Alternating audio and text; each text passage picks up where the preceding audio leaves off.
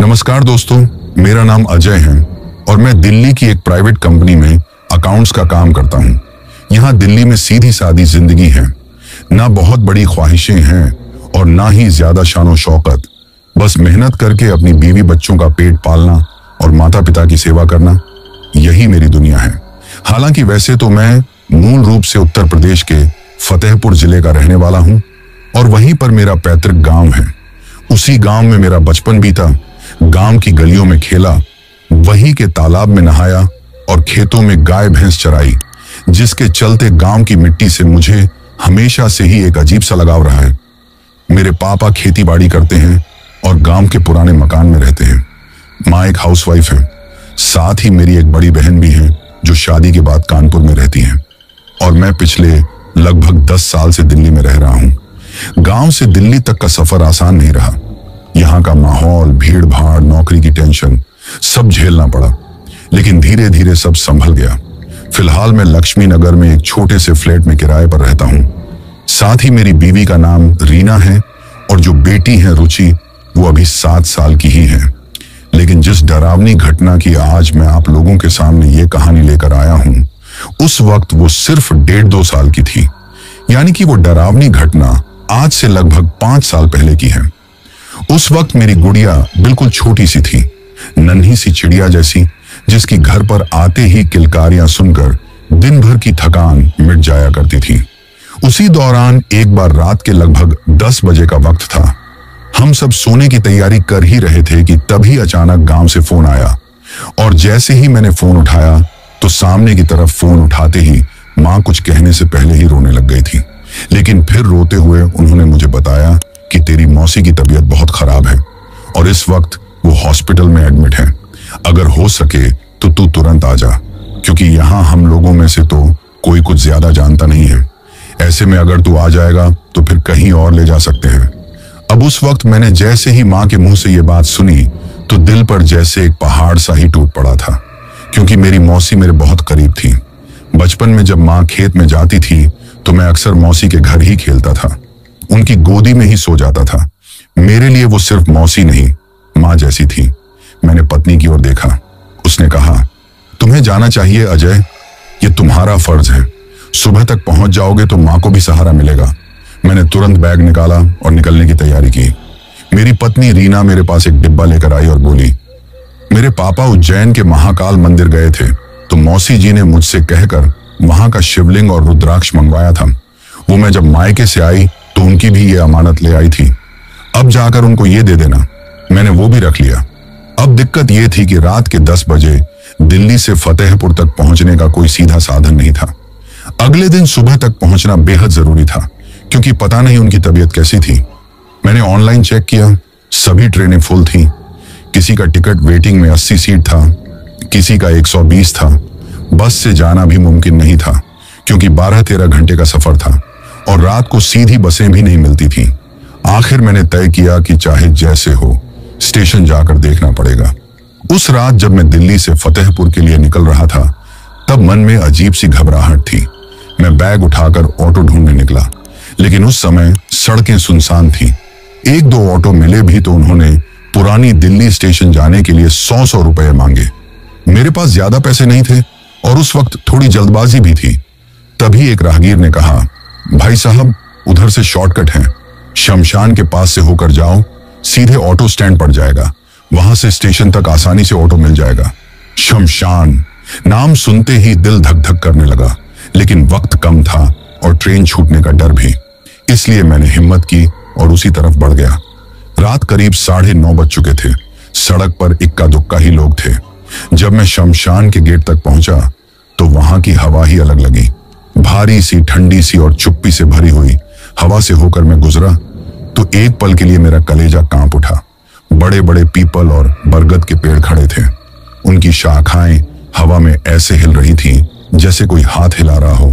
भीतर कहीं चिता की आधी बुझी लकड़ियां सुलग रही थी। धुएं की हल्की गंध बाहर तक आ रही थी। मैंने कदम तेज कर दिए, सोचा जल्दी निकल लूं। तभी मेरी नजर पड़ी, गेट के पास एक ऑटो खड़ा था और उसके पास एक आदमी खड़ा मुझे ही देख रहा था। वो आदमी दुबला पतला था, चेहरे पर हल्की सी दाढ़ी थी और आंखें बड़ी बड़ी थी। उसकी मुस्कान देखकर मुझे झटका सा लगा, जैसे वो मेरे आने का पहले से इंतजार कर रहा हो। उसने तुरंत आवाज दी, कहाँ जाना है बाबूजी? मैंने थोड़ी झिझक के साथ कहा, पुरानी दिल्ली स्टेशन। वो बोला, बैठ जाइए बाबूजी, छोड़ दूंगा, बस 20 रुपये लगेंगे। मैं हैरान रह गया, क्योंकि आम दिनों में वही सफर 70-80 रुपये से कम में नहीं होता था। मैंने शक से पूछा, इतना कम क्यों? वो धीमे से मुस्कुराया, जैसे कोई राज छिपा रहा हो। वो बोला, बाबूजी रात का टाइम है, कोई बैठता नहीं, आप बैठ जाइए, क्योंकि मैं इधर की सवारी लेकर आया था। अब मैं खाली ही जा रहा था, तब तक आप दिख गए। मैंने सोचा आपको आवाज दे दूं। खाली जाने से बेहतर है कि 20 रुपए में चाय बिस्कुट हो जाएगा, मैं चाय पी लूंगा। मुझे उसकी बात समझ में आ गई कि वो यहां रुककर सवारी का इंतजार नहीं करेगा, क्योंकि काफी रात हो चुकी है, इसलिए अब वो अपने घर जाएगा, इसलिए जाते जाते रह उसे चाय पीने को मिल जाएगी। मैं उसकी बात कर संतुष्ट हो गया। उसकी आवाज में अजीब सी गहराई थी। मैंने घड़ी देखी, ट्रेन का वक्त नजदीक था। मैं बैग उठाकर पीछे की सीट पर बैठ गया।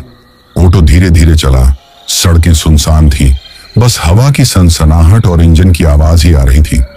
कभी कभी वो शीशे से मुझे घूर कर देखता और मुस्कुराता। उसकी मुस्कान ऐसी थी कि जैसे किसी पुराने जानकार से मुलाकात हो गई हो, जबकि मैं उसे पहली बार देख रहा था। मैंने बात करने की कोशिश की, भाई साहब नाम क्या है आपका? उसने जवाब दिया, बाबूजी नाम की क्या जरूरत है, नाम जानकर भी क्या करेंगे, जरूरी तो ये है कि आप समय पर पहुंचे। उसका जवाब सुनकर न जाने क्यों मुझे उससे डर सा लगने लगा। मैंने फिर पूछा, आपको कैसे पता चला कि मुझे स्टेशन जाना है? उसकी आंखें शीशे से मिली और उसने इतना ही कहा, भैया हमें सब पता होता है कि कौन कहां जा रहा है। मेरी धड़कन तेज हो गई। मैंने बैग को कसकर पकड़ लिया। बाहर झांका तो लगा जैसे हर पेड़ के पीछे कोई खड़ा है। तभी ऑटो वाले ने फिर कहा, मौसी की हालत बहुत खराब है ना? मेरे रोंगटे खड़े हो गए। मैंने झट से उसकी तरफ देखा और पूछा, तुम्हें कैसे पता? वो हल्के से मुस्कुराया और बोला, बाबूजी रास्ते में बहुत कुछ सुनाई दे जाता है, बहुत कुछ दिख भी जाता है। उसकी बातें समझ से बाहर थी। करीब 10 मिनट बाद ऑटो स्टेशन के बाहर रुक गया, इतनी जल्दी कि मैंने उम्मीद भी नहीं की थी। मैंने जेब से 20 रुपये निकाले। उसने पैसे लेने से पहले मेरी आंखों में झांका और धीमे स्वर में बोला, बाबूजी सफर लंबा है, संभल कर रहना, हर यात्री मंजिल तक नहीं पहुंच पाता। मैं सन्न रह गया। इससे पहले कि कुछ कहता, उसने पैसे लिए और मुस्कुराने लगा। मैं जल्दी से बैग उठाकर प्लेटफॉर्म की तरफ दौड़ा। पीछे मुड़कर देखा तो ऑटो गायब था। अरे अभी तो यही खड़ा था, इतना जल्दी कैसे गायब हो गया? मन में डर की हल्की टीस उठी। मेरा गला सूख गया, लेकिन मैंने खुद को समझाया कि शायद कहीं साइड में चला गया होगा। मैं इस समय टेंशन में था, इतना सोचने का मौका भी नहीं था। मैं स्टेशन पर आ गया, लेकिन मैं चौंक पड़ा। आज स्टेशन बहुत अलग तरह की लग रही थी। ऐसी स्टेशन तो मैंने आज तक कभी नहीं देखी थी। वहां का नजारा बड़ा अजीब था। दिन में जो स्टेशन भीड़ भाड़ से भरा होता है, रात में बिल्कुल वीरान लग रहा था। बस कुछ मुसाफिर प्लेटफॉर्म पर लेटे हुए थे। कोई अखबार ओढ़े सो रहा था, कोई थके हारे से बेंच पर बैठा था। चाय के ठेले भी बंद हो चुके थे। मैं सीधे टिकट काउंटर की तरफ गया, पर वहां ताला लटका हुआ था। तभी मेरी नजर एक बुजुर्ग टीटी टिकट चेकर पर पड़ी। सफेद वर्दी में थे, हाथ में लालटेन थी। उनका चेहरा बहुत झुर्रीदार था और आंखों में अजीब सी चमक थी। मैं उनके पास जाकर बोला, साहब बहुत जरूरी काम है, फतेहपुर जाना है, कोई भी ट्रेन हो, टिकट दिलवा दीजिए। वो मुझे घूरने लगे, जैसे मेरी आत्मा तक देख रहे हों। फिर धीमे स्वर में बोले, बेटा आधे घंटे बाद एक ट्रेन आएगी, इसमें रिजर्वेशन का झंझट नहीं है, सीधे बैठ जाना। लेकिन उस गाड़ी का सफर आसान नहीं है। कहते हैं जो उसमें चढ़ता है कई बार लौट कर नहीं आता। मैंने सोचा शायद ये कोई पुरानी अंधविश्वास वाली बात होगी। मैंने हंसते हुए कहा, साहब आप अफवाह मत सुनाइए, मुझे तो पहुंचना ही है, आप टिकट काट दीजिए। उन्होंने सिर झुकाया, टिकट लिखा और मेरे हाथ में थमा दिया। फिर मेरी तरफ बिना कुछ कहे अजीब सी नजरों से देखते रहे। करीब 15-20 मिनट बाद सीटी की आवाज आई। अंधेरे में धुंध काटती हुई एक ट्रेन धीरे धीरे प्लेटफॉर्म पर आकर रुकी। वो नजारा मैं आज तक नहीं भूल पाया। ट्रेन बिल्कुल पुरानी थी, जैसे दशकों से चल रही हो। डिब्बों पर जंग लगी थी, खिड़कियों की सलाखें टेढ़ी मेढ़ी थी। ऊपर लगी लाइटें मध्यम जल रही थीं और डिब्बों से अजीब सी सीलन की बदबू आ रही थी। मुझे झटका लगा, लेकिन फिर सोचा, चलो पुरानी ट्रेन होगी, मुझे तो बस पहुंचना है। मैं बैग लेकर अंदर चढ़ गया। अंदर जाकर देखा तो पूरा डिब्बा लगभग खाली था। बस 5-6 मुसाफिर बैठे थे, वो भी एकदम चुप, कोई बात नहीं कर रहा था। मैं खिड़की वाली सीट पर बैठ गया। सामने एक बुजुर्ग दाढ़ी वाले अंकल बैठे थे। उनके चेहरे पर गहरी उदासी थी। मैंने मुस्कुराकर कहा, नमस्ते अंकल, कहाँ जा रहे हैं? वो मुझे घूरते रहे, लेकिन बोले कुछ नहीं, बस धीरे से गर्दन झुका ली। बगल वाली सीट पर एक औरत बैठी थी। गोद में बच्चा था। बच्चा रो रहा था, लेकिन अजीब बात यह कि उसकी आवाज मेरे कानों तक नहीं पहुंच रही थी। मैं साफ देख रहा था कि बच्चा मुंह खोलकर रो रहा है, लेकिन आवाज बिल्कुल गायब थी। मेरे रोंगटे खड़े हो गए। मैंने ध्यान बटाने के लिए खिड़की से बाहर झांका। ट्रेन दिल्ली से निकल चुकी थी, लेकिन बाहर अंधेरे में कुछ भी नजर नहीं आ रहा था। न गांव, न खेत, न मकान, सिर्फ धुंध ही धुंध, जैसे हम किसी दूसरी दुनिया में जा रहे हों। मैंने मोबाइल निकाला तो उसमें नेटवर्क गायब था और बैटरी अचानक 100 से 5% पर गिर गई। मैंने बुदबुदाकर कहा, यह क्या गड़बड़ है? अचानक सामने बैठे दाढ़ी वाले अंकल बोले, अब वापसी नहीं होगी बेटा। मैं सन्न रह गया। क्या मतलब? ये कैसी ट्रेन है? मैंने हकलाते हुए पूछा। वो धीमे स्वर में बोले, ये भूतों की ट्रेन है। जो इसमें चढ़ गया उसका लौटना मुश्किल है। मेरे गले से आवाज ही नहीं निकली। धीरे धीरे मेरी नजर बाकी डिब्बे में गई। कुछ यात्री धुंधले धुंधले लग रहे थे। कोई पुराने जमाने के कपड़ों में था, कोई बिल्कुल स्थिर बैठा था। उनकी आंखों में अजीब चमक थी। तभी एक बुजुर्ग मेरे पास आकर धीरे से बोले, बेटा, जब ये ट्रेन रुके तो बिना पीछे देखे भाग जाना, वरना हमेशा के लिए यही रह जाएगा। मैंने घबरा कर पूछा, कहाँ रह जाऊंगा? उन्होंने आंखें बंद की और बोले, मुर्दों की दुनिया में। ट्रेन अचानक झटके से रुक गई। मैंने खिड़की से बाहर देखा कि स्टेशन सुनसान पड़ा था। टूटी फूटी इमारतें थीं और जंग लगी हुई लोहे की छत थी। हर तरफ धुंध थी। न कोई चाय वाला था, न कुली था, न कोई शोरगुल था, न लाउडस्पीकर पर कोई आवाज आई। डर के मारे मेरा पूरा खून जम गया। मैं उठकर दरवाजे की तरफ भागा, लेकिन दरवाजा खुला ही नहीं।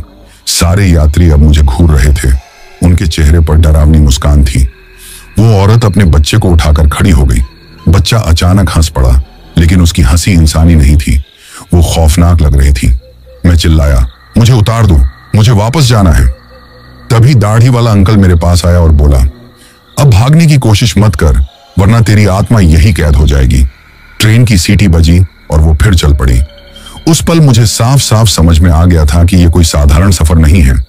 ये ट्रेन मुझे कहीं और ले जा रही है, और वो जगह शायद जिंदा लोगों की दुनिया से बहुत दूर है। वो रात मेरी जिंदगी की सबसे खौफनाक रात थी। अगले स्टेशन पर फिर ट्रेन रुकी। ट्रेन रुक तो गई थी, लेकिन न कोई कुल्ली आया, न कोई चाय वाला। पूरे प्लेटफॉर्म पर बस टूटी फूटी इमारतें और लटकते हुए जाले थे।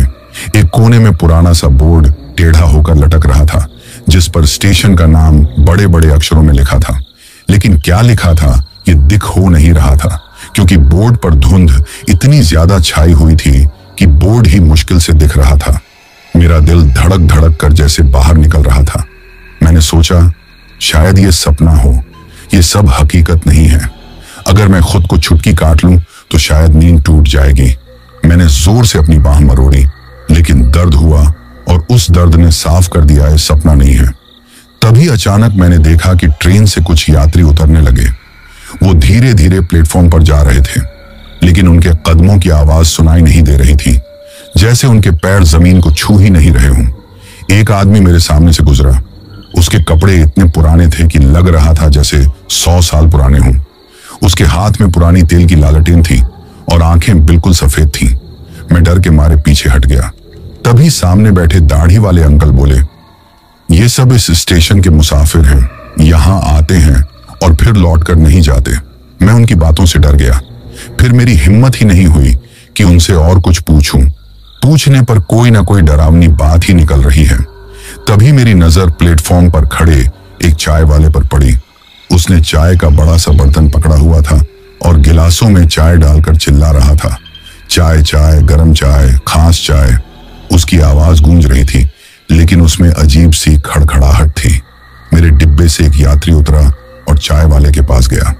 चाय वाले ने गिलास थमाया, लेकिन जैसे ही उस आदमी ने चाय पी, उसका पूरा शरीर धुएं में बदल गया और गायब हो गया। मैं ये देखकर कांप उठा। मैंने फिर दरवाजा खोलने की कोशिश की, लेकिन दरवाजा जाम था। उस औरत ने, जो अपने बच्चे के साथ बैठी थी, मेरी तरफ देखा और मुस्कुराई। उसकी मुस्कान देखकर मेरा तो जैसे खून ही कम गया। बच्चे की आंखें अब बिल्कुल लाल चमक रही थी। वो औरत धीरे से बोली, भागने की कोशिश मत कर, जितना भागेगा उतनी जल्दी यहाँ का हिस्सा बन जाएगा। मैंने चिल्लाकर कहा, आखिर तुम लोग कौन हो? ये ट्रेन आखिर जा कहाँ रही है? वो औरत चुप हो गई, बस बच्चे को गोद में झुलाने लगी। लेकिन बच्चा अब हंस रहा था और उसकी हंसी गूंजते हुए पूरे डिब्बे में फैल रही थी। इसी बीच वही बुजुर्ग मेरे पास आकर बैठ गए, जिन्होंने पहले कहा था, बेटा जब ट्रेन रुके तो पीछे मत देखना। उन्होंने धीमे स्वर में कहा, सुन, अगर बचना है तो मेरी बात मान। ये ट्रेन आत्माओं को ले जाती है, लेकिन कभी कभी किसी जिंदा इंसान को भी खींच लाती है। तू वही जिंदा इंसान है। अगर होशियारी से काम लेगा तो बच जाएगा, वरना। उन्होंने हाथ से गला पकड़ने का इशारा किया और चुप हो गए। मैंने घबरा कर पूछा, पर बचूंगा कैसे? उन्होंने फुसफुसाकर कहा, सही समय पर उतर जाना होगा, लेकिन याद रखना, पीछे मुड़कर मत देखना, वरना हमेशा के लिए इस ट्रेन का हिस्सा बन जाएगा दोस्त। तभी मैंने प्लेटफॉर्म पर कुछ परछाइयां देखी। वो इंसान की शक्ल जैसी थी, लेकिन पूरी तरह धुंध से बनी। वो धीरे धीरे चलते हुए डिब्बों में घुस रही थी। एक परछाई मेरे डिब्बे में घुसी और सामने वाली खाली सीट पर बैठ गई। मैंने देखा कि सीट पर पहले तो कुछ नहीं था, लेकिन अचानक सीट पर गहरा धब्बा पड़ गया, जैसे किसी ने खून गिरा दिया हो। मेरे हाथ पांव सुन्न हो गए। अचानक सीटी बजी और ट्रेन फिर से चल पड़ी।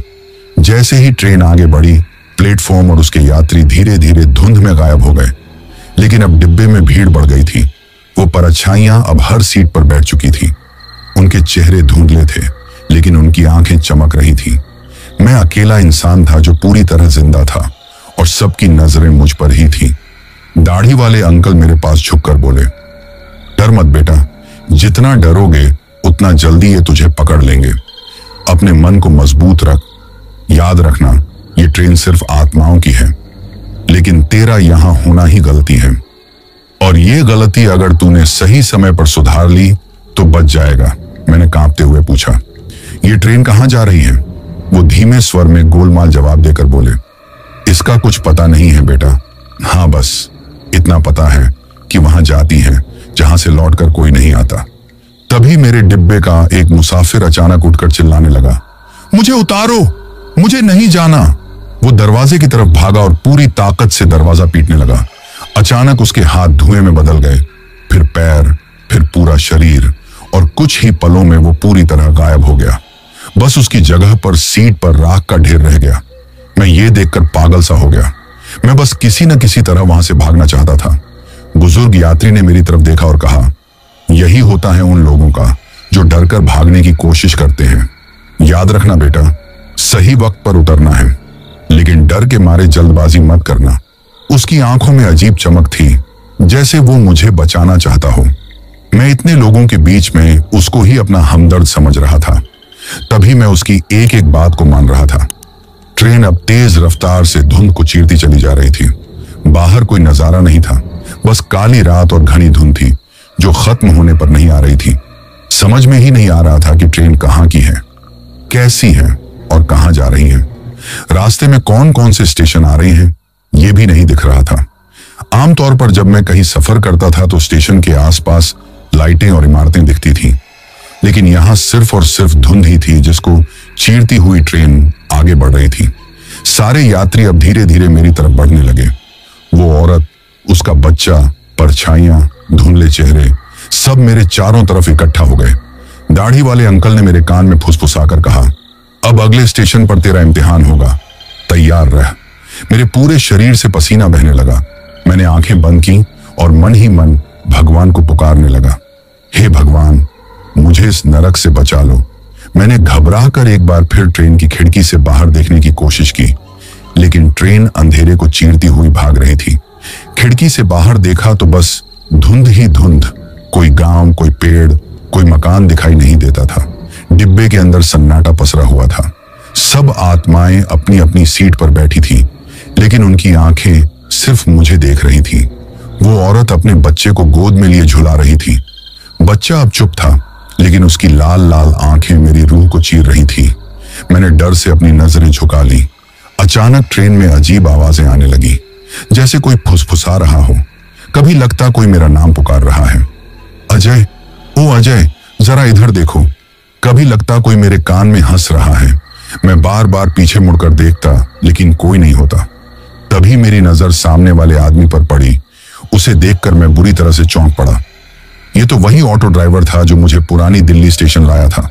वो मेरी तरफ देखकर मुस्कुराने लगा। अभी मैं उसे देख ही रहा था कि मेरे सामने ही वो धीरे धीरे धुआं बनकर गायब होने लगा। कुछ ही सेकंड में वो पूरा धुआं बन गया और खिड़की के रास्ते से उड़ गया। बस उसकी सीट पर एक जली हुई चप्पल रह गई। मैंने घबराकर बुजुर्ग से पूछा, ये क्या हो रहा है? वो धीमे स्वर में बोले, ये सब आत्माएं धीरे धीरे इस ट्रेन में समा जाती हैं। उनका अस्तित्व मिट जाता है, लेकिन तेरा अभी जिंदा होना सबको खटक रहा है। करीब आधे घंटे बाद ट्रेन अचानक झटके से धीमी हुई और रुक गई।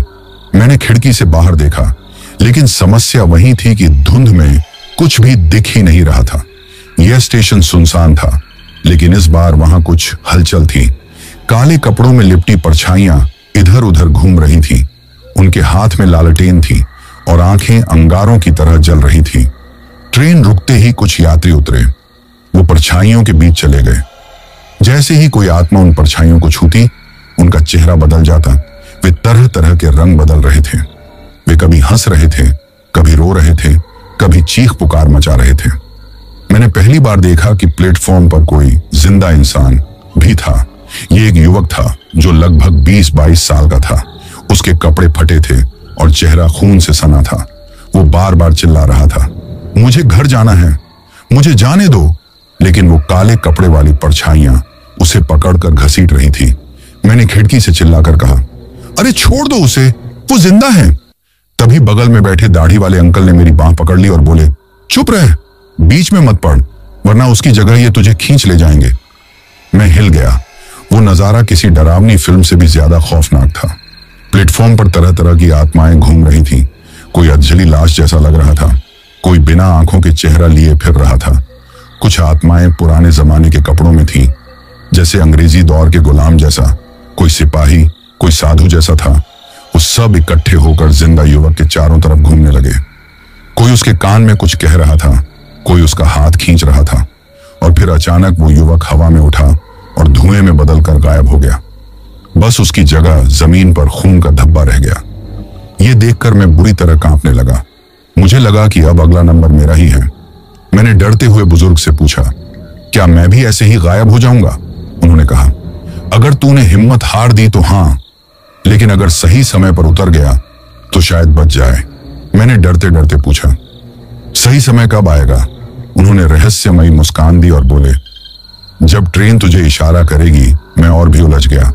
तभी वो औरत जो अपने बच्चे के साथ बैठी थी अचानक उठी और मेरी तरफ आई। उसकी चाल धीमी थी, लेकिन आंखें गुस्से से जल रही थी। वो मेरे सामने आकर बोली, इतना क्यों डरा हुआ है? अगर इतना डर रहा है तो अभी उतर जा। मैं कांपते हुए बोला, मैं नहीं उतरना चाहता।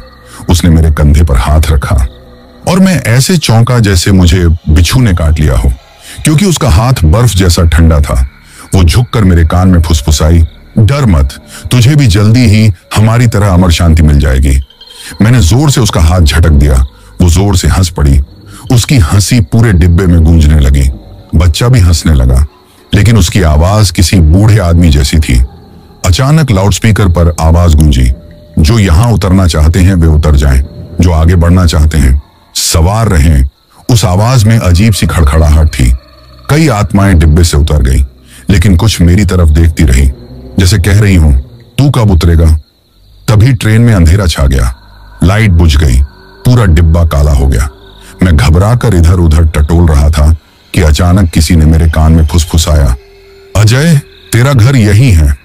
मैं इतना डर गया कि चिल्ला पड़ा, लेकिन तभी ट्रेन की सीटी बजी और वो फिर चल पड़ी। जैसे ही ट्रेन आगे बढ़ी, बुजुर्ग यात्री ने मेरे हाथ पर हाथ रखकर कहा, याद रख, अगला स्टेशन ही तेरा असली इम्तिहान है। वहां तुझे इशारा मिलेगा, और अगर तूने गलती की तो हमेशा के लिए खो जाएगा। मेरे हाथ कांप रहे थे। मैंने पूछा, पर मुझे कैसे पता चलेगा कि वही इशारा है? उन्होंने रहस्यमयी मुस्कान दी और बोले, जब वक्त आएगा तू खुद समझ जाएगा। एक बात मेरी समझ में नहीं आ रही थी कि मैं अभी तक उनसे बचा कैसे था। ट्रेन अब और तेज हो गई थी। बाहर धुंध और गहरी होती जा रही थी। डिब्बे में बैठे आत्माओं की नजरें सिर्फ मुझ पर थीं। वो औरत फिर मुस्कुराई, बच्चा फिर हंसा और बाकी यात्री धीरे धीरे मेरे चारों तरफ गिरने लगे। वे अपने पंजे मेरे चेहरे तक ले आए थे। मैं उनसे घिरा हुआ बैठा था। मैंने बैग को अपनी दोनों बाहों में भींच रखा था। मैं उनके बीच ऐसे लग रहा था कि जैसे शिकारी कुत्तों के बीच में खरगोश का बच्चा फंसा हुआ है। मेरे दिल की धड़कनें बेकाबू हो रही थी। ऐसा लग रहा था कि अब मेरा हार्ट फेल होने वाला है। मैं पसीने से भीगा हुआ था। दिल से सिर्फ एक आवाज निकल रही थी, हे भगवान, अगला स्टेशन आ जाए। अब मेरा कुछ भी हो जाए, मैं अगले स्टेशन पर उतर जाऊंगा। मैं सच कहूं तो उस रात जो कुछ भी ट्रेन में मेरे साथ हुआ था, उसने मेरी आत्मा तक हिला दी थी। डिब्बे में अजनबी चेहरा, रहस्यमय अंधेरा और वो लगातार टकटकी लगाकर देखती आंखें।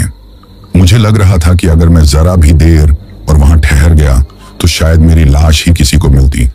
ट्रेन सीटी मारती हुई आगे बढ़ रही थी, लेकिन मेरे लिए हर सेकंड किसी सदी जैसा भारी लग रहा था। मन में बस यही सवाल गूंज रहा था कि आखिर ये सब मेरे साथ क्यों हो रहा है। करीब आधे घंटे बाद ट्रेन एक छोटे से स्टेशन पर रुकी। स्टेशन का नाम धुंधले बोर्ड पर लिखा था, लेकिन मेरी नजर धुंधला रही थी। रात के लगभग 2:30 बजे होंगे। प्लेटफॉर्म पर गहरी खामोशी थी। बस 2-4 लोग कोने में ऊँघ रहे थे। मैंने बैग कसकर पकड़ा और नीचे उतरने की कोशिश की, लेकिन वही अजनबी, हाँ वही जो बार बार मेरी सीट के पास आकर खड़ा हो जाता था, अचानक मेरे सामने आ गया। उसका चेहरा बिल्कुल साफ दिख रहा था। उसका रंग सांवला था, आंखें गहरी थीं और वो बिना पलक झपकाए देख रहा था और उसके होंठों पर एक अजीब सी मुस्कान थी। वो धीरे धीरे बोला, उतरने का सोच रहे हो? उसकी आवाज कानों में नहीं, जैसे सीधे सीने के भीतर उतर रही थी। मैं कांप गया, लेकिन हिम्मत जुटाकर मैंने नजरें चुराई और बिना जवाब दिए प्लेटफॉर्म पर छलांग लगा दी। मैं प्लेटफॉर्म पर गिरा। जैसे ही मैं उठा कि मेरा दिल जोर से धड़क उठा। मुझे लगा कि पीछे से किसी ने मेरा कंधा कसकर पकड़ लिया। मैंने पलटकर देखा तो कोई नहीं। मैं डर के मारे ऐसा कांप रहा था कि लग रहा था कि अभी यही गिर जाऊंगा। ट्रेन ने सीटी दी और धीरे धीरे आगे बढ़ने लगी। मैंने चैन की सांस ली कि चलो, उस भूतिया डिब्बे से तो छुटकारा मिला, लेकिन मन के किसी कोने में डर था कि कहीं वो अजनबी यहां भी ना आ टपके। अब समस्या ये थी कि ये स्टेशन बहुत छोटा था। न बस थी, न ऑटो, इक्का दुक्का लोग ही दिख रहे थे। मैं बाहर निकला तो वे लोग भी जा चुके थे। मैंने आसमान की ओर देखा तो बादल छाए हुए थे। मैं सड़क पर चलता चला गया। आसपास निगाह दौड़ता रहा कि कोई सवारी मिल जाए, लेकिन मुझे कोई भी सवारी नहीं मिली। मैं बहुत परेशान था कि मैं क्या करूं। मैं सोच रहा था कि अगर अभी पानी बरसने लगा तो मैं कहां जाऊंगा। हवा भी अब तेजी पकड़ने लगी थी। ठंडी हवा अजीब सी थी। दूर कहीं कुत्ते भौंक रहे थे। काफी देर भटकने के बाद एक ऑटो वाला मिला। अंधेरे में उसका चेहरा ही नहीं दिख रहा था। ऊपर से मैं अपने होश में भी नहीं था। ऑटो वाले ने मेरी हालत देखी तो उसने पूछा, कहां जाना है बाबू? जी। उसकी आवाज सुनकर मैंने उसके चेहरे की ओर देखा तो मुझे लगा कि मेरा दिमाग घूम रहा है और मैं अपने पैरों पर खड़ा नहीं रह पाया। मैं वहीं बेहोश होकर गिरने लगा, क्योंकि ये वही ऑटो वाला था जिसने मुझे स्टेशन पर पहुंचाया था। उसके बाद वो मुझे ट्रेन में मिला था और वहां से धुआं बनकर खिड़की से बाहर निकल गया था। अब वो मेरे सामने खड़ा मुस्कुरा रहा था। मैंने देखा कि उसके आसपास ट्रेन वाले लोग भी आकर जमा हो गए। वे सब लोग मेरी तरफ जोर जोर से हंसते हुए अपने पंजे मेरी तरफ फैलाकर बढ़ने लगे। मैं अपने बैग को सीने से लगाए थर थर कांप रहा था। मैं जोर से मदद के लिए चिल्लाया और अब मुझसे बर्दाश्त नहीं हुआ। मैं बेहोश होकर वहीं गिर गया। पता नहीं मैं कितनी देर तक बेहोश रहा। अचानक मुझे ठंडा ठंडा सा लगा तो मैं होश में आया तो मैंने देखा कि बारिश हो रही थी और मैं बारिश में भीग रहा था। जहां मैं पड़ा हुआ था वहां दूर दूर तक वीराना था और चारों तरफ ऐसा अंधेरा था कि कुछ दिखाई ही नहीं दे रहा था। ऐसी जगह में अपने आप को पाकर मैं और डर गया। मुझे ये पता ही नहीं था कि ये कौन सी जगह है। मैं उठा तो देखा कि बैग मेरी बाहों में दबी हुई थी। इसीलिए मैं थोड़ा चौकन्ना होकर बैठ गया और मैं ध्यान से हर एक चीज को देखने लगा। और तभी किसी बात को सुनकर मैं चौंक पड़ा। दरअसल मैंने ध्यान दिया कि बगल वाली मेज पर बैठे 3 आदमी आपस में बातचीत कर रहे थे। उनमें से एक बोला, आज फिर उसी ट्रेन से आया हूं, बड़ा मजा आया, नया यात्री मिला। दूसरे ने हंसकर कहा, हाँ वो लड़का भागने की कोशिश कर रहा था। मेरे कान खड़े हो गए, कहीं ये मेरी ही बात तो नहीं कर रहे। फिर मैंने सोचा, नहीं नहीं, ये मेरा वोम है, ये लोग तो शायद किसी और की बात कर रहे होंगे। कि तभी वेटर चाय लेकर आया। कप रखते हुए उसने मुस्कुराकर कहा, लीजिए भैया, हमारी चाय अमर बना देती है। उसके शब्द अजीब लगे, लेकिन मैंने अनसुना कर दिया। मैंने कप उठाया और होठों तक लाया, लेकिन तभी मुझे झटका लगा। मैं ये देखकर हक्का बक्का रह गया कि चाय से भाप नहीं, बल्कि काला धुआं निकल रहा था, जैसे राख जला दी गई हो। मैंने कप तुरंत नीचे रख दिया और मैंने अपने चारों ओर देखा। अब मैंने बाकी लोगों को गौर से देखना शुरू किया। मैंने देखा कि एक आदमी के हाथ में रोटी थी, लेकिन उसके दांत इतने लंबे और नुकीले थे कि वो रोटी में ढंस रहे थे। दूसरे के गिलास में पानी नहीं, खून सा गाढ़ा लाल तरल था। तीसरा आदमी जब हंसता तो उसके मुंह के अंदर बिल्कुल अंधेरा दिखता, जैसे वहां कुछ हो ही नहीं। मेरा शरीर कांपने लगा। तभी अचानक उनमें से एक ने सिर उठाकर मेरी तरफ देखा। उसकी आंखें नहीं थी, बस काले गड्ढे थे। वो मुझसे बोला, हमसे दूर भागकर कहां जाओगे? इंसानों से मिलने? इंसान तो अब बहुत दूर हैं, यहां बस हम हैं और तुम। बाकी सब एक साथ मेरी ओर मुड़ गए। उनकी आंखों से अजीब नीली रोशनी झलक रही थी। सबकी आवाजें गूंज उठी, आ जाओ, हमारे साथ आ जाओ, हमेशा के लिए। मैं डर के मारे बेंच से उठ खड़ा हुआ। चाय का कप गिरकर फर्श पर टूट गया। वेटर ने झट से अपनी लंबी जीभ बाहर निकाली और जमीन से टुकड़े छाट लिए। ये देखकर मेरी सिट्टी पिट्टी गुम हो गई। मैं भागने लगा। पीछे से सबकी हंसी और चीखें एक साथ गूंज रही थी। भागो, जितना भाग सकते हो, लेकिन बच नहीं पाओगे। मैं ढाबे से निकलकर अंधेरी सड़क पर दौड़ पड़ा। अब मुझे साफ समझ आ गया था कि मैं जहां भी जाऊंगा मुझे इंसान नहीं मिलेंगे। हर जगह भूत ही घात लगाए बैठे होंगे। ढाबे से निकलते ही मैं पागलों की तरह भाग रहा था। पीछे से अजीब सी हंसी सुनाई दे रही थी। वो हंसी इंसान जैसी नहीं थी, जैसे लोहे की रगड़ से कोई चिड़चिड़ाती आवाज निकलती है। ठीक वैसी हंसी मेरे कानों में वो आवाज गूंज रही थी, भागो, जितना भाग सकते हो, सुबह तक देख लेंगे। मैं इतना निराश हो गया था कि मैंने अपनी जिंदगी की उम्मीद ही छोड़ दी थी। मैं सोच रहा था कि पता नहीं वो कौन सी घड़ी थी कि जब मेरे यहाँ मौसी की बीमारी का फोन आया था। तभी अचानक मुझे ध्यान आया कि पता नहीं मौसी का क्या हाल हुआ होगा। वो अब तक जिंदा होगी भी या नहीं। वो लोग तो यही सोच रहे होंगे कि मैं जानबूझकर आया ही नहीं और मैं इस मुसीबत में फंसा हुआ था जिसकी जानकारी मेरे घर में किसी को भी नहीं थी और मैं किसी को बता भी नहीं सकता था, क्योंकि मेरा मोबाइल ही बंद था और इस्तेमाल में नहीं था। सड़क सुनसान थी। कभी कभी दूर किसी ट्रक की रोशनी चमकती थी और फिर गायब हो जाती, लेकिन जैसे ही मैं पास पहुंचता ट्रक की हेडलाइट्स बुझ जाती और वहां सिर्फ धुंध बचती। मैं हाँफ रहा था, पैरों में जान नहीं बची थी, लेकिन दिल कह रहा था अगर रुका तो जिंदा नहीं बचेगा। थोड़ी दूर जाकर एक ट्रक सचमुच खड़ा मिला। ड्राइवर सीट पर कोई बैठा था। उसे देखकर मेरी जान में जान आई। मैंने सोचा अब शायद मैं बच जाऊंगा, मुझे मदद मिल जाएगी। मैं दौड़कर ट्रक के पास पहुंचा और ड्राइवर से कहा, भाई साहब प्लीज मुझे कहीं भी ले चलो, मुझे यहां से बचा लो। ड्राइवर धीरे धीरे मेरी ओर मुड़ा। उसका चेहरा बिल्कुल काला था, जैसे कोयले से रंग दिया गया हो, लेकिन उसकी आंखों से पीली रोशनी निकल रही थी। वो गरजते हुए बोला, आ जा, चढ़ जा ट्रक पर, सीधा उस दुनिया में ले चलूंगा जहां से कोई वापस नहीं आता। मेरे पैरों तले जमीन खिसक गई। मैं पीछे हटने लगा। तभी ट्रक का दरवाजा अपने आप खुला और अंदर से कई हाथ बाहर निकले, सूखे हड्डियों जैसे हाथ जो मुझे पकड़ने को लपक रहे थे। मैं चीखते हुए फिर सड़क पर भाग खड़ा हुआ। वहीं सड़क के किनारे गेहूं के खेत थे। मैं उनमें घुस गया। मैं दहशत में भर गया था और चाहता था कि मैं उन लोगों की निगाह में ना आऊं। मैं कहीं दूर जाकर ऐसे छिप जाऊं कि मुझे कोई देख ना सके। लेकिन अंदर घुसते ही ठंडी हवा चली और चारों तरफ से कान फाड़ू आवाजें आने लगी, कि रोने की, कभी किसी बच्चे की खिलखिलाहट की, तो कभी किसी बूढ़े के कराहने की। मैं खौफ से भर उठा। मैंने पीछे मुड़कर देखा तो खेत की बालियों के बीच से कई चेहरे झांक रहे थे। आधी रात का अंधेरा, और उन चेहरों पर ना आंखें थीं, ना नाक और ना ही मुंह था, बस सपाट चेहरे जैसे कोई मास्क हो। वो सब धीरे धीरे मेरी तरफ बढ़ने लगे। मैं जोर से चीखा और वहां से भी भाग खड़ा हुआ। मेरी समझ में नहीं आ रहा था कि मैं किधर जा रहा हूं। मुझे ना कोई दिशा की जानकारी थी, ना किसी जगह की जानकारी थी। मैं बस भाग रहा था कि किसी न किसी तरीके से उन लोगों से बच जाऊं। जहां भी मुझे दिखाई दे रहा था बस उधर भाग रहा था। भागते भागते मुझे ऐसा लगा कि मेरी टांगें ही टूट जाएंगी। मैं इतना थक चुका था कि अब मुझे भागना भी मुश्किल लग रहा था। यहां तक कि मुझसे खड़ा भी नहीं हुआ जा रहा था, लेकिन जान बचाने के लिए भाग रहा था। भागते भागते मुझे एक टूटा फूटा पुराना मकान दिखा। शायद वो कभी किसी जमींदार की हवेली रही होगी। उसकी दीवारें आधी टूटी थीं और खिड़कियों में दरवाजे नहीं थे। मैं अंदर घुस गया। सोचा थोड़ी देर छुप कर बैठ जाऊं, शायद सुबह हो जाए। मैंने एक कोने में बैठकर दीवार से पीठ लगा ली, लेकिन तभी मुझे महसूस हुआ कि दीवार गीली है।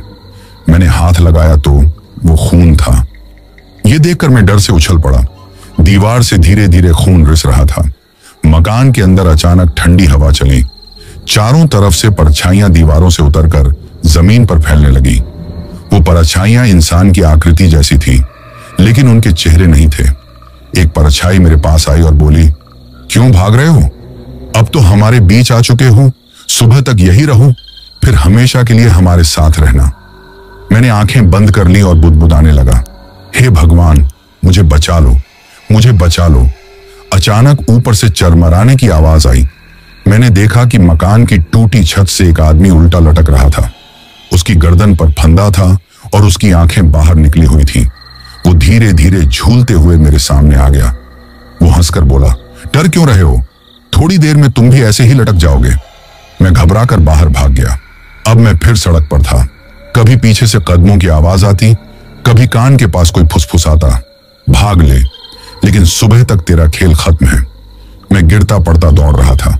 कभी सड़क किनारे के पेड़ों से सफेद साए उतरकर मेरा पीछा करते, कभी जमीन से हाथ निकलकर मेरे पैरों को पकड़ने की कोशिश करते। एक पल को लगा कि अब मैं बच नहीं पाऊंगा। मैं बैग घुमा घुमा कर उनको मारने लगा, और हैरत की बात थी कि वे पीछे हट गए। मैं खेतों से निकलकर सड़क पर भागने लगा। सड़क सुनसान थी। कभी कभी दूर किसी ट्रक की रोशनी चमकती थी और फिर गायब हो जाती, लेकिन जैसे ही मैं पास पहुंचता, ट्रक की हेडलाइट्स बुझ जाती और वहां सिर्फ धुंध बचती। मैं हाँफ रहा था। पैरों में जान नहीं बची थी, लेकिन दिल कह रहा था, अगर रुका तो तू जिंदा नहीं बचेगा। थोड़ी दूर जाकर एक ट्रक सचमुच खड़ा मिला। ड्राइवर सीट पर कोई बैठा था। मैं दौड़कर पास पहुंचा और चिल्लाया, भाई साहब, प्लीज मुझे कहीं भी ले चलो, मुझे बचा लो। ड्राइवर धीरे धीरे मेरी ओर मुड़ा। उसका चेहरा बिल्कुल काला था, जैसे कोयले से रंग दिया गया हो, लेकिन उसकी आंखों से पीली रोशनी निकल रही थी। वो गरजते हुए बोला, आजा, चढ़ जा ट्रक पर, सीधा उस दुनिया में ले चलूंगा जहां से कोई वापस नहीं आता। मेरे पैरों तले जमीन खिसक गई। मैं पीछे हटने लगा। तभी ट्रक का दरवाजा अपने आप खुला और अंदर से कई हाथ बाहर निकले, सूखे हड्डियों जैसे हाथ जो मुझे पकड़ने को लपक रहे थे। मैं चीखते हुए फिर सड़क पर भागा। मेरे पीछे पीछे वे लोग भी दौड़े आ रहे थे, लेकिन मैं अपने बचाव के लिए अपने बैग को ही हथियार बनाए हुए था। आखिरकार जैसे ही आसमान थोड़ा सा नीला होने लगा तो सब आवाजें धीमी हो गईं। आसपास की परछाइयां धीरे धीरे धुंध में बदल गईं और गायब हो गई। मैं सड़क किनारे गिर पड़ा। मेरी सांस फूल रही थी, बदन थर थर कांप रहा था, लेकिन मैं जिंदा था। मैंने आसमान की तरफ देखा और सोचा, क्या ये रात मैंने सच में झेली है या कोई सपना था? लेकिन मेरे पैरों पर पड़े गहरे खरोंच और खून के निशान बता रहे थे कि यह सपना नहीं था। तभी एक ऑटो वाला आता दिखा। वो सड़क पर मुझे पड़ा हुआ देखकर रुक गया। उसने मुझे आवाज दी। मैं बैग को सीने से लगाए धीरे धीरे उठ खड़ा हुआ। अब मेरे शरीर में एक बूंद भी शक्ति नहीं बची थी। अब मैं हार चुका था। मैंने सोच लिया था कि अब मैं नहीं बचूंगा, इसलिए मैंने अपने आप को उनके हवाले छोड़ दिया और मैं गहरी नींद में जाने लगा। तभी वो ऑटो वाला उतरकर मेरे पास आ गया और मुझे झकझोरने लगा। मैंने आंखें खोली तो देखा कि उसका चेहरा मेरे ऊपर झुका हुआ था और पूछ रहा था कि क्या तुम ठीक हो? मैंने इशारे से बताया कि हाँ, मैं ठीक हूं। उसने मुझे सहारा देखकर अपने ऑटो में बिठाया और मुझे पानी पीने को दिया। मैं अपने पास एक इंसान को देखकर खुशी से रो पड़ा और भगवान को शुक्रिया कहा कि मेरी जान बचा ली। वो बोला, भैया आप बहुत डरे हुए मालूम पड़ते हो, यहाँ क्या कर रहे हो? मैंने पूछा, ये कौन सी जगह है? वो बोला, साहब ये पुरानी दिल्ली है। ये तो कब्रिस्तान का जाना माना इलाका है। यहाँ जो एक बार फंस गया वो बचकर नहीं निकल सकता। रात के 12 बजे तक तो इनका तांडव मचा रहता है, फिर 12 बजे के बाद इनका जोर कम होता है। अब तो 3:30 बजे हैं, तभी मैं निकला हूँ। चलो मैं आपको आपके घर पहुंचा देता हूँ। मुझे इस समय वो किसी देवदूत से कम नहीं लगा। मैंने उसे अपने घर का पता बताया तो वो थोड़ा हिचकिचाया। वो बोला, बहुत दूर है, रात भी गहरी हो गई है। लेकिन जब मैंने थोड़ा ज्यादा किराया देने का वादा किया तो मान गया। रिक्शा जैसे जैसे सुनसान गलियों से गुजर रहा था, मुझे बार बार लग रहा था कि कोई मेरे पीछे पीछे आ रहा है। कभी हवा में सरसराहट सुनाई देती, कभी लगता जैसे कोई मेरे कान के पास फुसफुसा रहा हो। रिक्शा वाले से मैंने पूछा, तुम्हें कोई दिख रहा है पीछे? वो हंस पड़ा और बोला, अरे बाबू रात है, डर लग रहा होगा, पीछे तो कोई नहीं है। लेकिन मुझे साफ एहसास हो रहा था कि कोई है। आखिरकार मैं घर पहुंचा। मैंने उसे किराया दिया, वो चला गया। मैंने दरवाजा खटखटाया तो पत्नी ने बहुत देर बाद खोला। शायद वो गहरी नींद में सो रही थी। नींद भरी आंखों से उसने मुझे देखा तो वो चौंक गई। बोली, लौट क्यों आए, वो भी इतनी रात में? चेहरा कैसा उतरा हुआ है तुम्हारा? ये तुम्हारी हालत कैसी हो गई है? मैंने कुछ नहीं कहा, लेकिन अंदर से मुझे पता था कि सच्चाई कुछ और है। मैं बस सीधा जाकर सोफे पर बैठ गया। दिल अब भी धड़क रहा था और हाथ कांप रहे थे। पत्नी ने बार बार पूछा, क्या हुआ? ट्रेन में कुछ गड़बड़ हुई क्या? मैंने झूठ बोल दिया, बस हल्की तबीयत खराब हो गई थी, इसलिए जल्दी लौट आया। उसे मेरी बात पर यकीन नहीं हुआ। आखिरकार वो मेरी पत्नी थी। वो मेरे साथ इतने साल से रह रही थी। उसे पता चल जाता था कि मैं कब झूठ बोल रहा हूं और कब सच बोल रहा हूं। लेकिन मेरी हालत को देखते हुए उसने मुझसे जिरह नहीं की और मुझसे बोली, आपके कपड़े भीगे हुए हैं, ऐसा करो बाथरूम में जाओ, हाथ पैर धोकर कपड़े बदल लो, तब तक मैं आपके लिए चाय बनाती हूँ। उसकी बात सही थी, इसीलिए मैंने बैग रखा और बाथरूम में चला गया। मैंने नहाकर दूसरे कपड़े पहने और मैं अपने कमरे में आराम करने के लिए चला गया। मुझे अंदर से बहुत अजीब लग रहा था और मुझे लग रहा था कि मेरी तबीयत खराब हो रही है। मुझे बैठना भी मुश्किल लग रहा था। तभी पत्नी रीना चाय लेकर आ गई। उसमें मुझे चाय का कप थमाया, लेकिन वो मेरी हालत देखकर चौंक गई। उसने मेरे माथे को छूकर देखा तो वो टेंशन में आ गई और बोली, अरे आपको तो तेज बुखार है और आंखें भी लाल हैं। जैसे तैसे मैंने चाय पी। उसने मुझे पैरासीटामोल टेबलेट दी। वो लेकर मैं चुपचाप लेट गया। रात करीब 4 बजे मैं बिस्तर पर लेटा था। पत्नी और बच्ची दोनों सो चुके थे। बाहर से हल्की हल्की चांदनी खिड़की से भीतर आ रही थी। मैंने आंखें बंद की ही थी कि अचानक लगा कोई मेरे सिरहाने खड़ा है। मैंने धीरे धीरे आंखें खोली और देखा तो मैं चौंक पड़ा और बुरी तरह से डर गया। मेरे सामने वही अजनबी खड़ा था। हाँ, वही मुस्कुराता चेहरा, वही गहरी आंखें, लेकिन इस बार डर और गहरा था क्योंकि दरवाजा भीतर से बंद था। कोई कैसे आ सकता था? मैंने झटके से आंखें मली। मैंने सोचा शायद कोई सपना हो। जब दोबारा देखा तो बिस्तर के पास कोई नहीं था, लेकिन मेरा दिल कांप रहा था। मैं समझ गया कि ये पीछा यही खत्म नहीं होने वाला नहीं है। अगले दिन सुबह सब कुछ सामान्य लग रहा था। पत्नी ने नाश्ता बनाया, बच्चा स्कूल चला गया। मैंने खुद को समझाया कि शायद रात का डर बस मेरा वहम था, लेकिन सच तो ये था कि वो साया अब मेरे साथ घर तक आ गया था वो मोड़ जहां मुझे लगा कि भूतों की ट्रेन से बचकर घर तो पहुंच गया, लेकिन असली डर अब शुरू हुआ है। क्योंकि ट्रेन से उतरना आसान था, मगर उस साए से पीछा छुड़ाना अब नामुमकिन लग रहा था। तभी अचानक खड़खड़ खड़खड़ की आवाज सुनाई दी। पहले लगा कोई पुरानी गाड़ी या बैलगाड़ी जा रही होगी, लेकिन आवाज बहुत तेज और लगातार थी, जैसे रेल की पटरियों पर पहिए दौड़ रहे हों। मैं चौंक कर उठ बैठा। शहर के बीच रेल की पटरी कहां से आ गई? मैं बाहर गया। आंगन से आगे की गली में देखा तो मेरी सांसें रुक गई। गली के बीचों बीच पटरियां बिछी थीं। वो पटरियां किसी ने अचानक रातों रात बिछा दी हों और उन पर धुंध के बीच से एक लंबी ट्रेन खड़ी थी। ट्रेन के बाहर कतार में सवारियां खड़ी थीं और सवारियां इंसान नहीं थीं। उनके चेहरे धुंधले थे, आंखें गड्ढों जैसी गहरी और खाली। कुछ ने पुरानी चादर ओढ़ रखी थी, कुछ की हड्डियां साफ झांक रही थी। सब खामोशी से खड़े थे, जैसे किसी का इंतजार कर रहे हों। मैं घबराकर पीछे मुड़ना चाहता था, तभी किसी ने पीछे से मेरा कंधा पकड़ लिया। ये एक बर्फ जैसी ठंडी पकड़ थी। मैंने पलट कर देखा, वो वही ऑटो वाला था। उसका वही पीला चेहरा था, वही अजीब मुस्कान थी।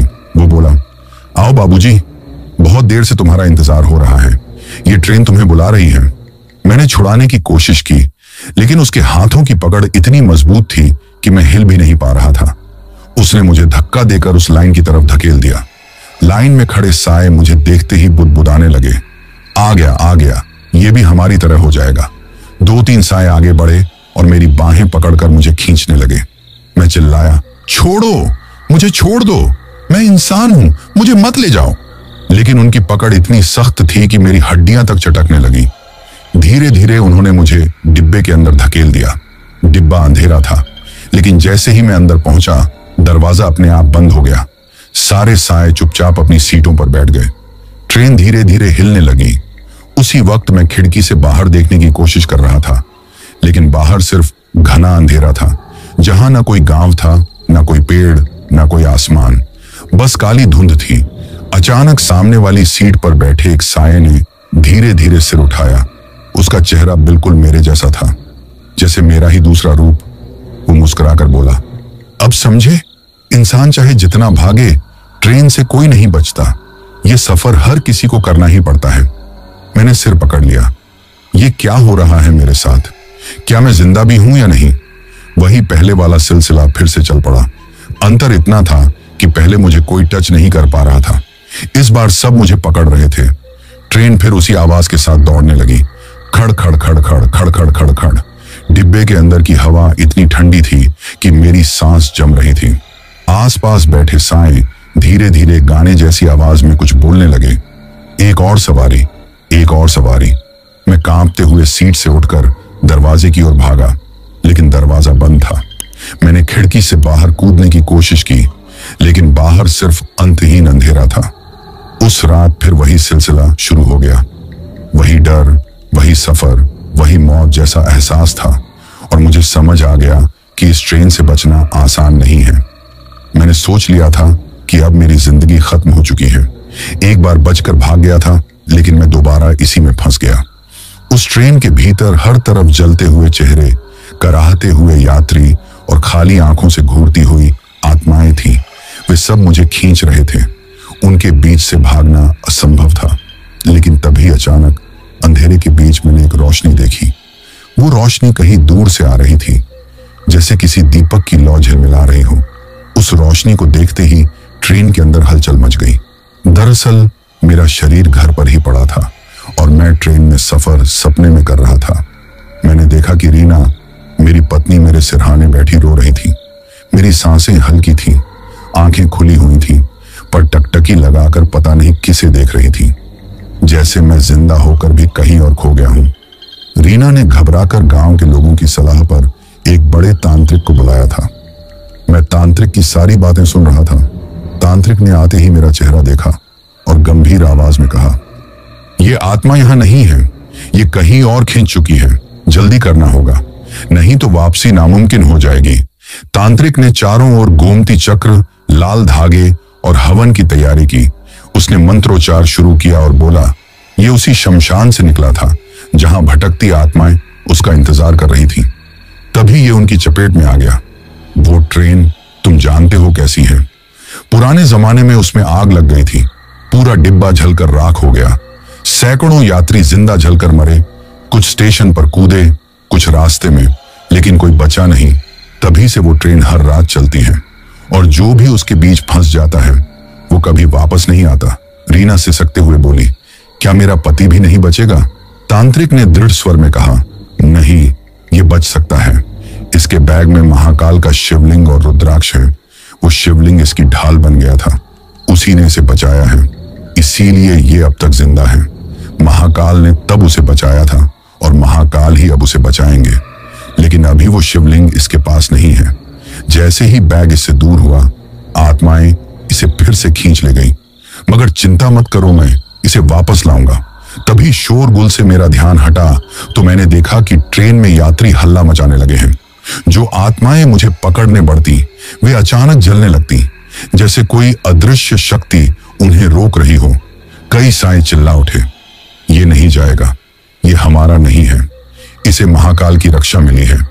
डिब्बे के भीतर हाहाकार मच गया।